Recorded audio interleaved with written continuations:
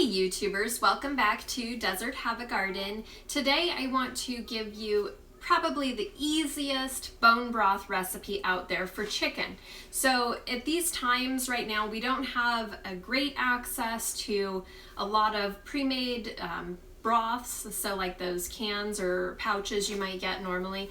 We also don't have an abundance of produce that you might be wanting to use in this. So I am just going to give you the most basic recipe that involves simply water, bones, and apple cider vinegar, and that's it. And you will need one of two pieces of equipment.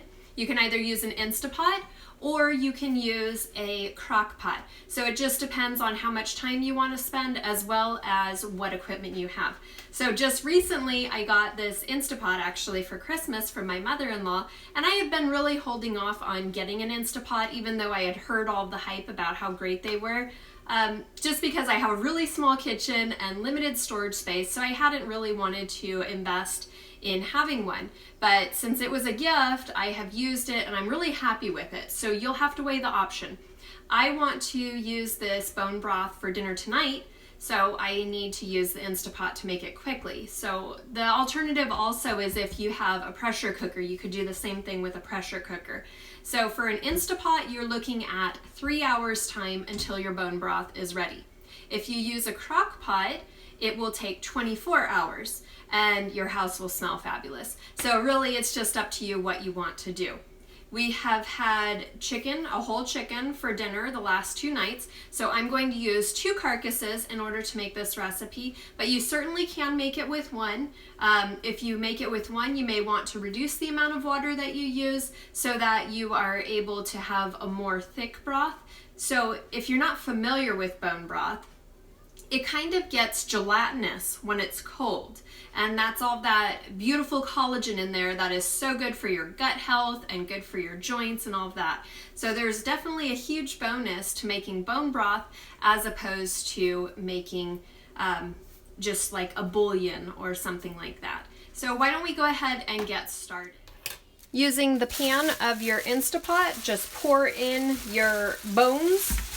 You can put in any skin and little tidbits of meat that may not have been eaten. So we have all this good stuff that's in here. So wings didn't have much meat on them in the first place, so there's still a little bit left on there.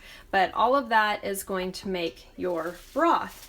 And right now we don't want to waste much, so this is really a good thing to do to use up everything that you have.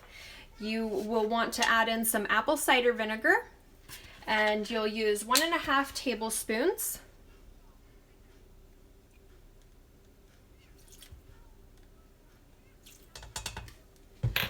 And then just some filtered water.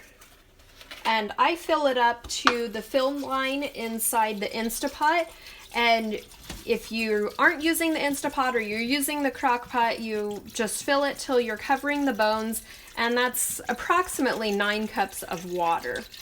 Now most recipes will call for an onion and carrot and celery and some other seasonings to be put into it.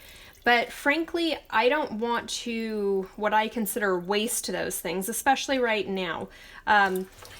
When you're finished making the bone broth, you would scoop out those vegetables and you would throw them out. And to me, I would rather add in the vegetables after I've made the bone broth and when I'm actually making my soup, and then I can eat those vegetables and they're not just like totally overcooked and pulverized. I don't feel like it changes the flavor all that much to where it's worth it to put in the veggies. So this is essentially a plain blank slate bone broth that you can add all of the seasonings and flavor to later when you're actually using it in a recipe. So here we are with our water, apple cider vinegar, and bones inside the pot. Next, we just put on the lid and lock it into place. It's the same thing if you're just using a regular pressure cooker, and you want to move the vent from the venting position to the sealed position. And if you're using a pressure cooker, that would just be the weights that you change their position.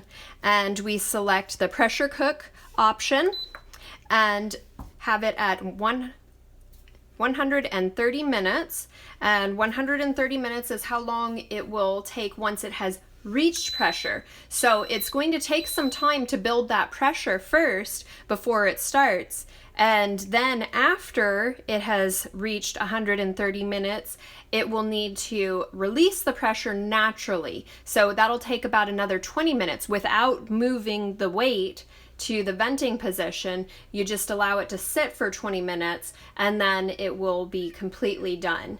My Insta Pot also has a keep warm option, and so that is on. In case it ends up staying in here longer, it will keep the broth warm. Now if you're using a crock pot, simply put the ingredients in the crock pot, put on the lid, and select the low setting and allow it to go for 24 hours, checking the water level periodically to make sure it hasn't gone too low. So while this is building pressure and cooking, I'm going to walk away from it. One more note, if you're using a pressure cooker, that obviously goes on a heat source, so like the stove, and you'll want to build your pressure and then allow it to pressure cook for 130 minutes. Once my pressure cooker has completed the time, it starts a new clock of the amount of time it has spent once it has completed the cooking. So this is the keep warm cycle. We are past 20 minutes. So now before opening the lid, I always release the steam. And because it's been 20 minutes, hopefully there won't be much steam to release. So let me move this a little closer for you to see here.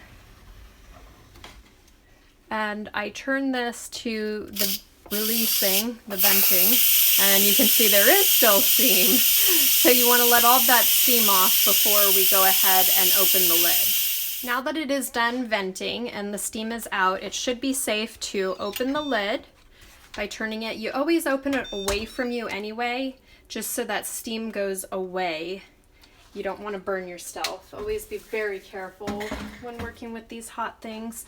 So in here we have our beautiful, delicious bone broth. And what I first do is use a slotted spoon like this to get out the big chunks, and I put them over to the side on a plate that is just going to be discarded, and that'll go right into the trash. So let's try not to make a big mess here. Now that it is done venting and the steam is out, it should be safe to open the lid by turning it. You always open it away from you anyway, just so that steam goes away. You don't want to burn yourself. Always be very careful when working with these hot things.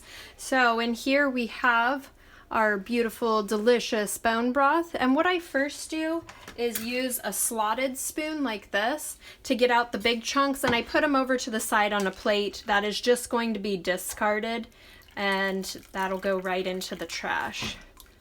So let's try not to make a big mess here.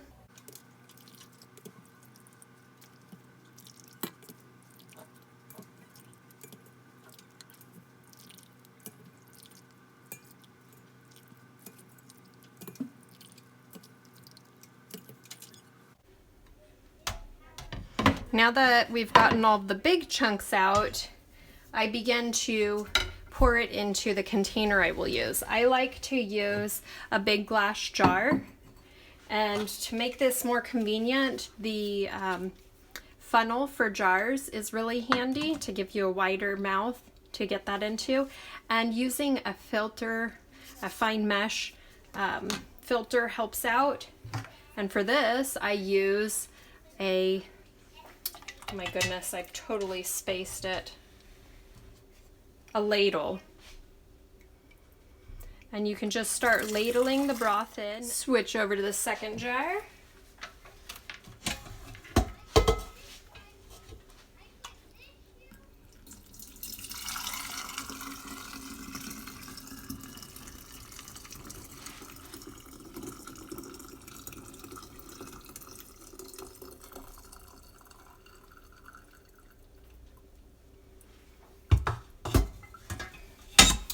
There we have it. Almost 2 jars of beautiful broth here. And now I first allow them to cool on the countertop because they are still super hot, and then I'll move them into the fridge. Okay, the chicken bone broth has had a little bit of time to cool off a bit in the refrigerator, but it hasn't completely cooled. So when it completely cools, it will be very gelatinous, like imagine jiggly jello. So you can see it's getting a little bit. and usually the fat will harden on the top. And so if you don't like the fat in your broth, you can break it off and discard it or whatever, but I don't mind the fat being in the broth. I think it just adds more to our soup and more to our nutrition. But bone broth is really a great thing to include in your diet for the health reasons, and it's also great for not wasting and using every last bit that we can. So now you have your blank slate of bone broth, and you can begin cooking with it and adding whatever seasonings and vegetables and flavorings you like to it. So tonight I'm going to be making chicken and dumpling soup. So it should be super tasty with this, and I hope you all enjoyed this video.